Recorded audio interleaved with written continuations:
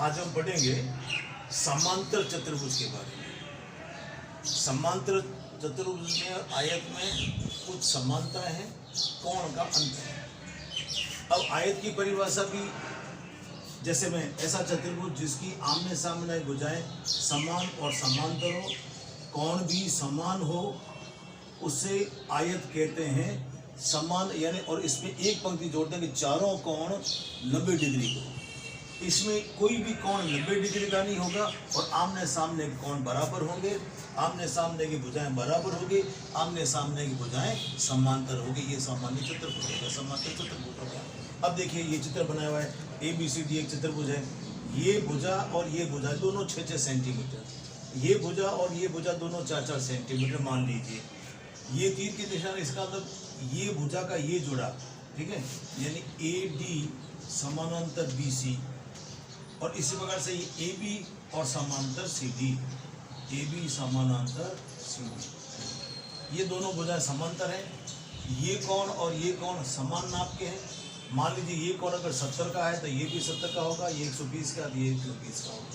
तो आमने सामने कोण बराबर, आमने सामने की भुजाएं बराबर, आमने सामने के भुजाएं समान, आमने सामने और आमने सामने भुजाएं समांतर। एक जैसे छोटा उदाहरण यूँ समझिए कि कई बार अपने घरों के अंदर जो फोटो फ्रेम होते हैं, जब तक उसकी कीलें बिल्कुल फिक्स है तब तक तो वो आयत है, और जैसे इस फोटो फ्रेम की कीलें बिगड़ जाती है और वो इधर उधर ये झुकना शुरू हो जाता है, तो ये समझ लीजिए वो समांतर चतुर्भुज बन गया। क्यों? वो फ्रेम है तो इसका मतलब बिल्कुल सीधा है तो 90 का कोण है, और जो सिर्फ फ्रेम झुक गया, यूँ तिरछा हो गया तो कोण बिगड़ जाएंगे। भुजाएं तो वो की वो है, उसकी जो पट्टियां हैं उसके नाप तो वो के वो रहेंगे, लेकिन ये आपके कोण बिगड़ जाएंगे। तो यूँ समझ लीजिए आयत से बिगड़ करके ये आपके समांतर चतुर्भुज बन गया। ये इसकी विशेषता है। अब जो अपन ने पढ़ा था, लेकिन कि आयत का विकर्ण आयत को दो बराबर क्षेत्रफल के त्रिभुजों में बांटता है, सर्वांग सम त्रिभुजों में बांटता है। तो ये सिद्धांत इसमें लागू होगा, ठीक है। और अगर आपका वो पुराना चित्र हो, ठीक है नहीं, तो सिर्फ चित्र ये बना दीजिए, ये कोण का फर्क लेकर के अपन इसको सर्वांग सम कर लेंगे। अधिकांश चीजें वो की यानी लगभग 90% चीजें वो अपन को आप इसमें मिल जाएगी। जैसे अब मैं देखता हूँ, ये बनाता हूँ आपके, ये BD ये आपके विकर्ण है, ठीक है नहीं।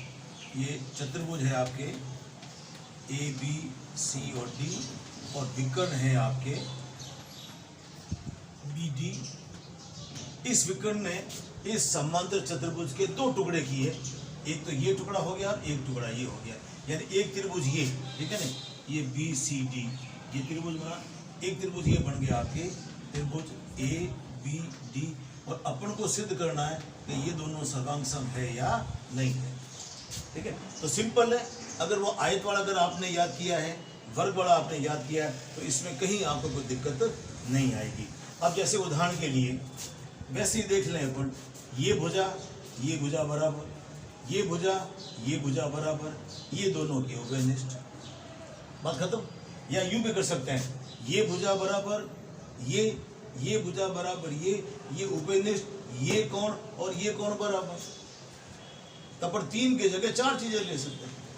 तीनों भुजा वाला सिद्धांत ले सकते हैं, और 2 भुजा और बीच का कोण अपन समान ले सकते हैं। तो जैसा भी अपन करेंगे तो वैसा अपने ये हो जाएगा। अब देखिए ये कोण BCD में BC बराबर आपकी भुजा AD, इसी प्रकार से DC भुजा इसकी AB के बराबर, कोण इसका C इसके कोण के A के बराबर। ये BD, ठीक है नहीं, ये विकर्ण दिया हुआ है। तो इस प्रकार से ये त्रिभुज और ये त्रिभुज आपके सर्वांग सम हो गए।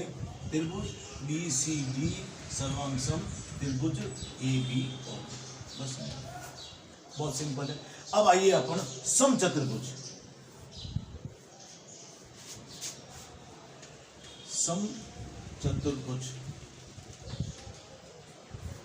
अब इसमें देखिए ये है आपके ABC और D, ये भुजा बराबर, ये भुजा और ये भुजा बराबर, ये और ये समांतर, ये और ये समांतर, ये कोण बराबर, ये कोण और आपके ये कोण बराबर।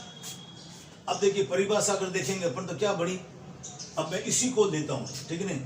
ऐसा चतुर्भुज जिसकी आमने सामने की भुजाएं समान, आमने सामने के कोण समान नाप के होते हैं, ये तो होगी इसकी संबंध चतुर्भुज की। अब आमने सामने की भुजाएं समान की जगह पर चारों समान, बस एक शब्द इसमें आप जोड़ दीजिए। अब वापस पढ़ते हैं, ऐसा चतुर्भुज जिसकी चारों भुजाएं समान, समांतर व कोण भी समान नाप के होते हैं आमने सामने के, ठीक है ना, परंतु कोई कोण समकोण नहीं होता है, वह सम चतुर्भुज कहलाता है। आमने सामने की भुजाएं बराबर, आमने सामने के कोण, आमने सामने भुजाएं इस प्रकार से बराबर कि ये 5 बराबर, ये 5 और ये 5 बराबर, लेकिन इसके अंदर चारों भुजाएं समान नाप की होती है। तो इसमें ये चीज समांतर हो गई। इसमें आमने सामने भुजा बराबर है, इसमें चारों भुजा बराबर है, दोनों भुजाएं कोई जोड़े समांतर है, इसमें भी वो वही है। आमने सामने कोण बराबर है, इसमें भी वो का वो, इसमें 90 का कोण समान नहीं है, इसमें कोई भी कोण 90 का नहीं। और वर्ग में और समचतुर्भुज में क्या अंतर हो गया, समानता क्या देख लीजिए कि वर्ग में चारों भुजाएं बराबर होती है, इसमें चारों भुजा बराबर होती है, इसके दोनों जोड़े समांतर है, वर्ग में भी दोनों जोड़े समांतर हैं, लेकिन अंतर क्या है कि इसमें आमने सामने के कोण समान है और उसके चारों कोण 90 के हैं, इसमें एक भी कोण 90 का नहीं है। तो एक याद करिए, एक एक का डिफरेंस है, अपन को दूसरे की परिभाषा याद हो जाएगी। अब इसी का जो सिद्धांत है, ये जो मैंने बताया, ये क्या सिद्धांत था फिर देता हूं मैं, कि समांतर चतुर्भुज का विकर्ण, इसे दो बराबर सर्वांग सम त्रिभुजों में बांटता है।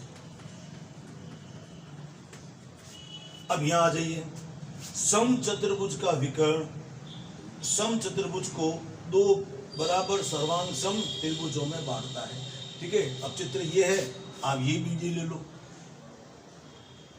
ये ले लीजिए आप, ठीक है।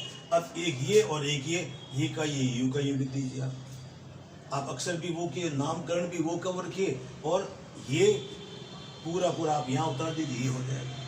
इसलिए मैं शुरू से ही कह रहा हूँ कि आयत और वर्ग समांतर चतुर्भुज और आपके सम चतुर्भुज, इसके सिद्धांत काफ़ी मिलते जुलते हैं। एक 5-10% के अंतर से अपन किसी एक को अच्छा याद कर दें और 5-10% अपन इसमें जो जोड़ते जाएं तो अपना एक नया चैप्टर तैयार हो जाता है। और अब एक और रह जाता है, उसको अपन कहते हैं समलंब चतुर्भुज, ठीक है नहीं। अब समलंब चतुर्भुज ये अपना चतुर्भुज का लास्ट पार्ट हो जाएगा।